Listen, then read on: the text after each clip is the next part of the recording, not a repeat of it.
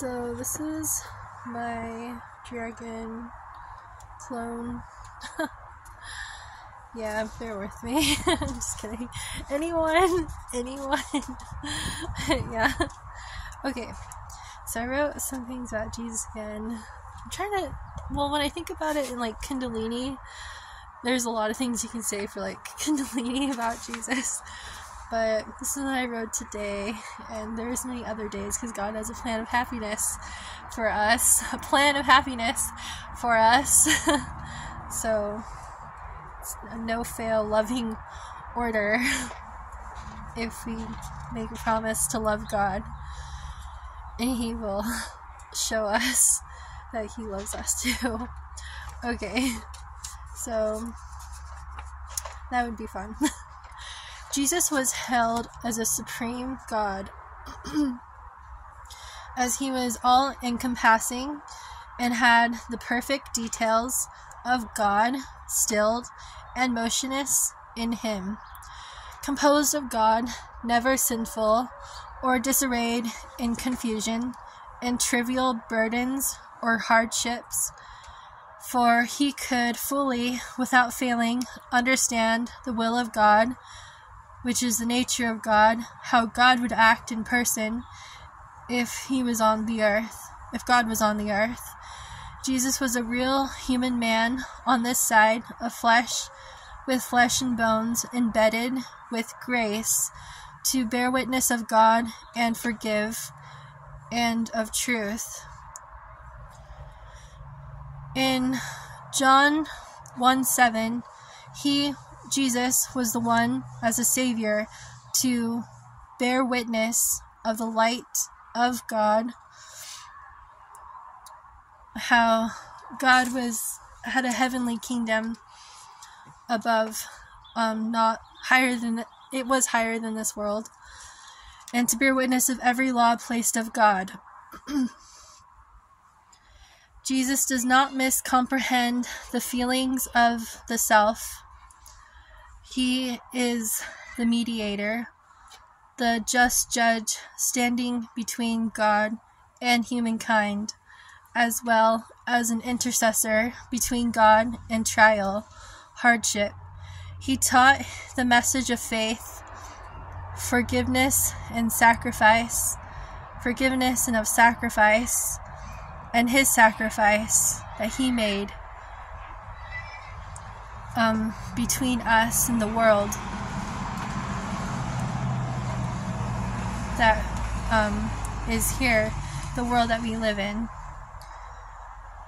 In the city of Galilee and other cities of the Eastern Hemisphere, like Judea, and present day, I think it's like, I don't know if it was ancient Palestine, Israel, and Judea, and to carry the gospel message throughout Jerusalem and the whole world. But, yeah. So Galilee and other cities.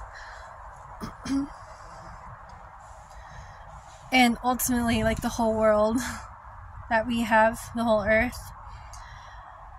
Jesus has a constant, never-ending, and non-breaking supply of holiness, pure moral, and higher wisdom.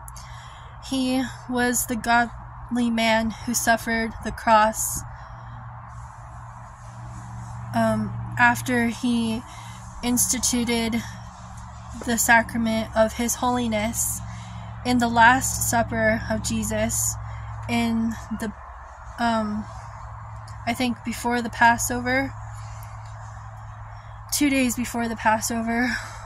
He was the godly man who suffered in Gethsemane for like the weight of the extremity of what would happen if justice never was victorious, prevailed, or won. And Jesus, after the Garden of Gethsemane, after he suffered and prayed to our Father in heaven in the Garden of Gethsemane, he was betrayed by one of his disciples to chief priests, captains, and elders, and he was arrested and carried into the high priest's palace house. And he was, the next morning, he was mocked for 3 hours around the people of Pontius Pilate, and then after 3 hours passed by, his cross was on a hill in Calvary, or Golgotha, outside of Jerusalem, and there he was nailed to a cross, and he hanged for 6 hours more.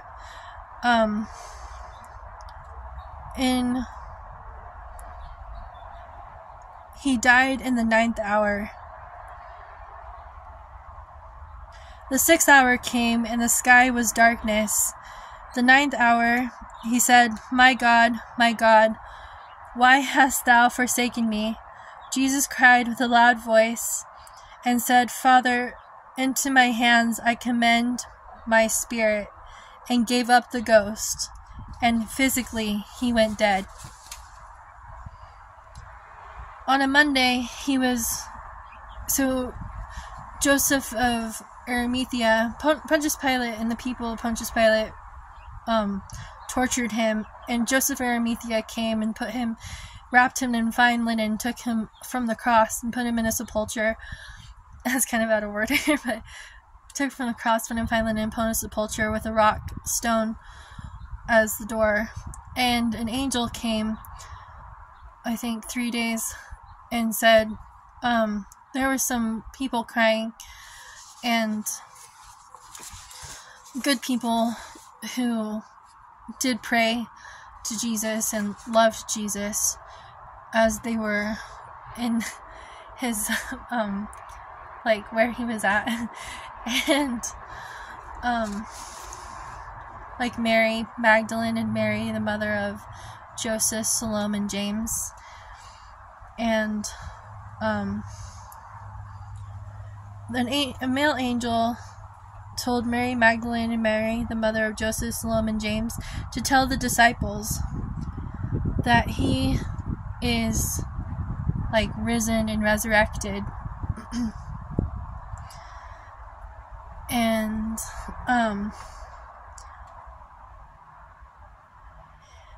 with them, and to, Emmaus, I think, Emmaus, I'm not sure how to say it, Emmaus, he took, in Luke 24:30-42, he took bread, blessed it, and gave it to them, and then he vanished, and they started talking about how Jesus, was about breaking bread and giving it to them.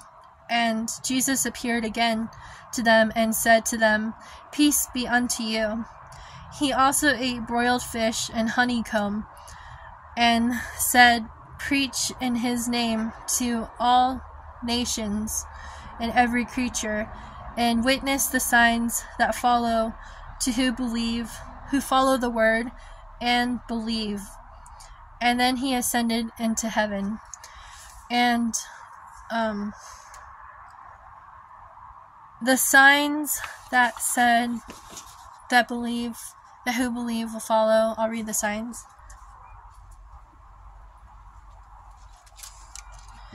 It says, I don't know if this will work. It's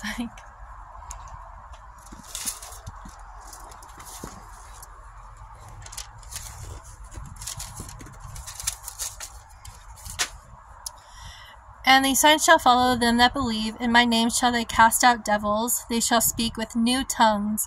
They shall take up serpents. And if they drink any deadly thing, it shall not hurt them. They shall lay hands on the sick, and they shall recover. And then after that, after the Lord had spoken unto them, he was received up into heaven and sat on the right hand of God. That was Mark 16:17 through 19. And then when he instituted the sacrament before he suffered at the Garden of Gethsemane, 2 days before the Passover, Jesus took bread. In Luke 22:19 through 20, Jesus took bread and gave thanks and brake it and gave it unto his disciples, saying, This is my body, which is given for you. This do in remembrance of us, of him. And likewise also the cup after supper, saying, This cup is the New Testament in my blood, which is shed for you. So that was a little bit about Jesus I wanted to say.